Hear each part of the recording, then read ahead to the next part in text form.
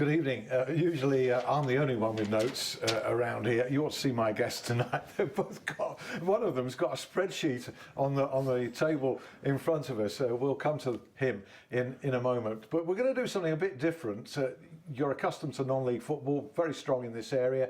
We often feature Sheffield FC and Hallam FC, but to our great shame, we very seldom feature another major non-league outfit in this area, who are Stocksbridge Park Steels, who have a very rich history, even though it's a much shorter history. And of course you'll have heard about several of their ex-players, one in particular. So I'm delighted to welcome the long-serving, long-standing, still standing, chairman of Stocksbridge Park Steels, Alan Bethel, to the studio, a man who's greatly respected throughout the area, and he's brought some notes, but they don't compare with the notes brought by my other guest, who returns to the studio tonight and is always very welcome, Kevin Gage, the former Sheffield United player, otherwise known as Stato. Stato of the Star. He does a column in the Sheffield Star, Kevin, and we're not disappointed because look, there's a spreadsheet there in front of you. The viewers will get to see that in a minute. There it is. There's his spreadsheet, and it's, you know, you've got several bits inked in yellow, and it all makes sense to me. It all makes sense to me. The challenge is to make sense to everybody else. It will be a challenge. I fear it will be a challenge. We'll come to that in a minute. You came out with an incredible stat today, which I tweeted about 20 minutes ago. But Alan, it's great to see you. 1986, Stocksbridge Park Steels was formed out of a merger. Nearly a murder. Is that nearly right? And you've been chairman ever since. I started Stocksbridge Juniors in '82 when I backed up playing Sunday football. I played with Peter Eustace and people who've been at Wednesday and one thing and another, and we just run out of age. And so '82 I started a junior, Stocksbridge Juniors, with the kids down the street. And I went and took my badge with Mick Wadsworth, who's now at Sheffield United. And 4 years later, we moved on with teams of the juniors, and 4 years later, Stocksbridge Works, which was the top team from 1950 to 1964, because it was paid, the guys got paid a wage from the works and also a wage for working at the works, so they got some really super ex-pros, and they just beat the Sheffield Wednesday reserves. All the reserve sides were swept aside in about a 12-year sequence. In '64, 2, 3, 4, money started to run out from the works, and they went into free fall for the next 15 years, whatever, 16 years. And then '86. And '86, they're gone. They were left with one team, and that was it. And I'd been on the committee a year, and I kept saying, "Where's the money? Where's the money?" And there weren't no money because the works had stopped paying everything. So an opportunity arose. Oxley Park, who most people in Stocksbridge had probably played with Oxley Park. They got into the County Senior League, a bottom end of the County Senior League. And so I played there 4 or 5 years. And suddenly we got everybody together, and we'd a committee which had gone from about 4 became 20, and we got 300 quid in the bank. Yeah. So from '86 we started, and we joined. We were still in the Northern Counties. It weren't called the Northern Counties, Division 2. We got 300 quid in the bank. So a guy took over the chairmanship. I was number 2, and then this guy left quick and put me in charge. And so suddenly we're in a scenario where we hadn't got any money on in the 300 quid. And we had to have some new floodlights, because without floodlights we couldn't do anything. So we probably raised 30,000 over a 2-year period. We get to 1990. Well, I'll tell you what, we'll come back to some of the history in part 2, but from that sort of modest start, you're in relatively rude health. Northern Premier League Division 1 South. I put several exclamation marks after the South bit. We'll come to that as well. But also, people associate you with Jamie Vardy. I don't need to say any more about that particular player because we all know. With Scott Hogan, who played for you, subject of a big money move to Aston Villa from Brentford recently. Jack Muldoon of Lincoln City in the FA Cup run. Ross Hannah, who was at Bradford and Grimsby, also played for you. Kevin, it's quite impressive, all of that, isn't it? Yeah, there's some excellent players in the non-league scene, isn't there? We were just talking about it earlier. Yeah. A lot of the top non-league teams are now professionals, aren't they? Yeah. Full-time professionals. So the gap has definitely closed with the Football League teams, and there's probably a few more gems flying about, you know, that could just waiting to be discovered, who could make the step up quite easily. What's the secret here? Because I mentioned Jamie Vardy for starters here, because I learned something I didn't know about him talking to you, Alan, before the show. I assumed you made a few thousand out of him and that's it. You know, he's now a championship-winning footballer, league title, Premier League title with Leicester City, an international footballer. But actually, there's a possibility you could strike gold here still, isn't there, with Jamie Vardy? I think it's possibly a 1% chance. I don't see that to get any money out of this is that if Vardy gets eventually moves from Leicester and decides to go into the common market area, and then we would then qualify for some money. I say it's a 1% chance. On what basis? On the basis that he's had his formative years at Stocksbridge from 17 to 24. Yes. And therefore it's the perfect setup. He's done the years undergoing training and whatever, which he did, and therefore you would qualify on that basis. Under European rules. It's the European rule, yeah. I mean, will Brexit affect that? That's right, there's a point. I did vote to come out, yeah. We're in a situation where... That's a bit foolish, isn't it?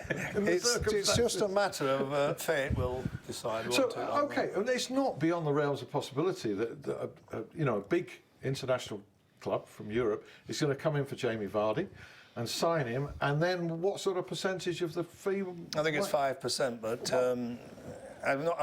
we're not putting that into our figures this year, next year, or year after. So, well, look, it could be 25 million, 30 million, 5%. What is that, Kevin? You work it out. Well, I can't, Kevin. My spreadsheet doesn't cover that. That's right. Put it upside down. Would that be the same with Arsenal, or does it have to be to Europe? No, have to to be Europe. Into Europe. But Arsenal are in Europe.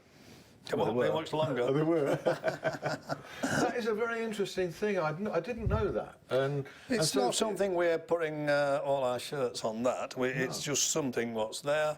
I've got a file of Vardy stuff about that deep. Obviously, we've had about 25 foreign companies, TV companies, coming to talk about Vardy in the last year. Yeah, well, I've worked out something like 1.25 million is my on-the-spot, you know, that you might get if he were to move in the next, say, 6 months for £25 million. It's not. It might not be in the next. It might be 3 years or whatever it is. I agree. It's now sort of pushing. Pushing You've got 30. loads of Vardy stories, and we're going to hear some Vardy stories. Before we come to them and more on Stocksbridge, Kevin Gage, what a huge, not just a huge weekend, but a huge week for Sheffield United with Scunthorpe and then Bolton to come. How do you see it? Yeah, well, the two games couldn't have fallen better, and they don't get any bigger than these two, do they? The top three all fighting amongst themselves for the top spot. It's two huge games for Sheffield United. I think it's good that they're the one after the other as well, because if we get a good result, we can carry on that momentum to Bolton next Saturday. And conversely, if it doesn't go quite so well, then we have a chance to redeem ourselves, you know, the following week. But yeah, looking forward to it. There's going to be possibly touching 30,000 people at Bramwell Lane. Scunthorpe will bring in about 3,000. I think they'll sell out their allocation, and I think there'll be a few floating fans, you know, United, Blades fans who'll come down specially. So it should be superb. Yeah, I like your grizzly bear analogy about, you know, having to escape a grizzly bear. And you just have to be fast enough yeah, I saw to leave somebody just behind you. I don't know where I saw it. I saw it in a newspaper article or something, and it just clicked in my mind. And I thought, yeah, that's right. You know, everybody's getting a bit carried away with let's be top of the league, let's win it by 10 points. Will we win it in mid-April or 1st of April? Yeah. It doesn't matter, does it? At the start of the season, we just needed to go up. Yeah. That's all we need to do, whether it's first or second. But this points gap now is, I think it's 7 in one case with Bolton, and was it 5 in the case of Scunthorpe? Wins over those two are going to make it quite hard for United not to get automatically promoted. Well, you'd think so, wouldn't you? We're assuming that, you know, we're not going to implode at any stage, and you know, the football we've been playing for the last 4 or 5 months will continue to play in that vein to the end of the season. I see no reason why that shouldn't be the case, because we've got such a good team now, which we'll come to later. But all things being equal, we should just keep ploughing on and winning the games and picking up enough points. You're a Sheffield United man, aren't you, Alan? Well, I'm an ex-shareholder. my son's a shareholder, and there aren't many shareholders left because they've obviously tried to buy everybody out. And yeah, I used to spend a lot of time. I think I went in 1954 and saw Derek Pace score 2 goals, and Derek Pace has gone a long time, isn't it? 1954. Yeah, what did you make of Doc Pace? Kevin? Yeah, I didn't see a lot of him, I must be honest. Neither did I. His name does ring a bell. It does, yeah. He was a brilliant centre forward, and he got a thick neck, and he really could head a ball. He wasn't that tall though, was he? No, he came from Villa, I think, and he didn't do much on the floor. He scored a few goals, but his heading prowess was second to none, and in that period, it inspired him. As a chairman, you've been very hands-on at Stocksbridge, even though it's been a labour of love for you over so many years. But you have your actual occupation. I think is quite suited to being a non-league football club chairman or a football club chairman at any level. Just tell us what your occupation is. I had a fantastic job from 1974, actually. They did a merger. British Steel concentrated all their cash collection on about 4 units, and I was in charge of one of them, which was based up here. So it involved lots and lots of travel, and lots of interesting conversations. Is will you pay? When are you going to pay? You will pay. And by the way, it was also assessing the credit worthiness of that customer, and with some monster accounts, so you could be over £1 million. Can I narrow this down to 2 words? Debt collector. Ish. Yeah. And so your understanding of money and making sure that people who owe money pay, that's Yes. got to have been very useful in your 31 years at Stocksbridge Park Steels. Yeah, most people pay. 1 or 2 don't pay. And No names. What happens to the ones who don't? If you're at work, kind of things if can you were at British Steel or Chorus or Tata or whoever it was called, then you said, right, oh, well, if you're not paying, we've got to either take some legal action or we've got to reduce your credit line by XX. And there's horses for courses. Everybody's different to deal with. It's just like having a footballer come in and saying, right, I want X money and I'll do this and that. And we're saying, well, we can't pay that, but we'll pay that. You've dealt with lots of characters, though, in football terms, and obviously Jamie Vardy's not been an angel, has he?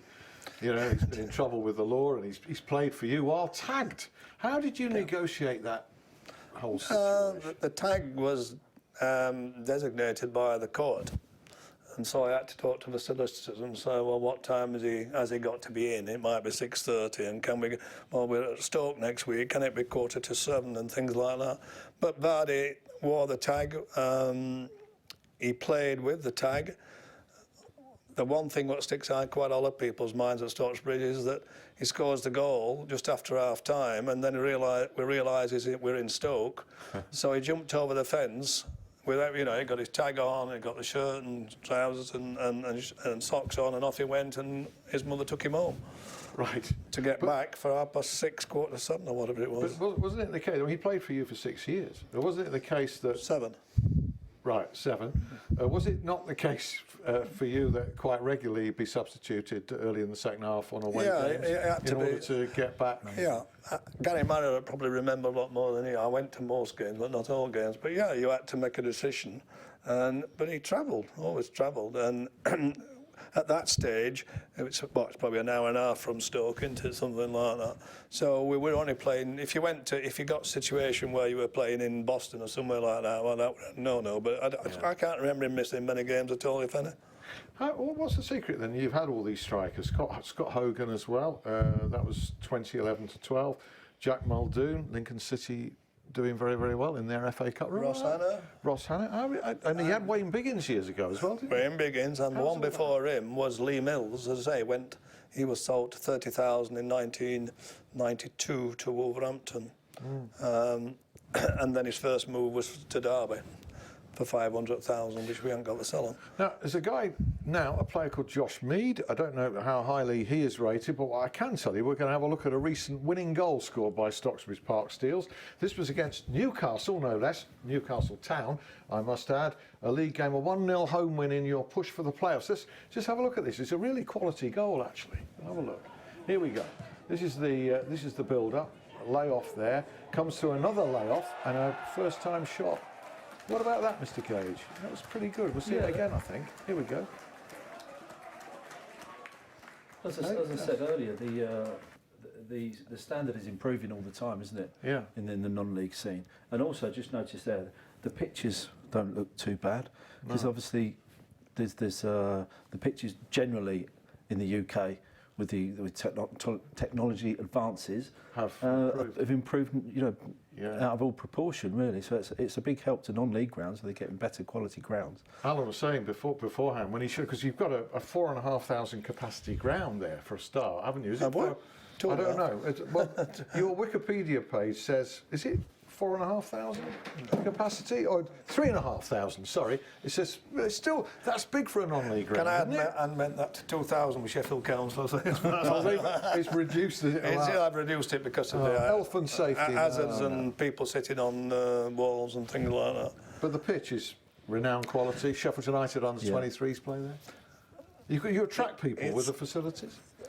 From the 1990 when we started to, let's say, putting the floodlights up and having a good manager and beginning to move forward, we began to attract players, i.e. because of the manager, because he'd got a good name in non-league, but also attracting forwards was quite easy. At that time, British Steel looked after the ground, and that went on for 2006, but we've carried it on our own resources since then. So, yeah, if you want to take the walk through the gate, I've seen opposition players walk through the gate and say, I've heard them say, wow, what a pitch, we can play on here. And so therefore it has helped us. We haven't got lots and lots of money. All the money we have, we're very careful with it. And at the end of the day, it has helped us in a sense that there it is. If you can't play on there, you can't play. Do you want to play with us? Yes. And it's happened with most forwards who see a good playing surface as essential to scoring goals. And it's a source of income for you with a professional club, a League One club. Nearly said Championship, that would have been tempting fate like Sheffield United. But Wednesday over the years have used it quite extensively. Wednesday used it in the early 2000s on the, I forget what it was called, Pontins, I think it was. The Pontins then went, and then we had a gap where nobody played on it from an external point of view. Obviously, we've got, if you look at the juniors and the seniors, together there's 19 sides, but obviously the juniors play on the bottom pitch or whatever.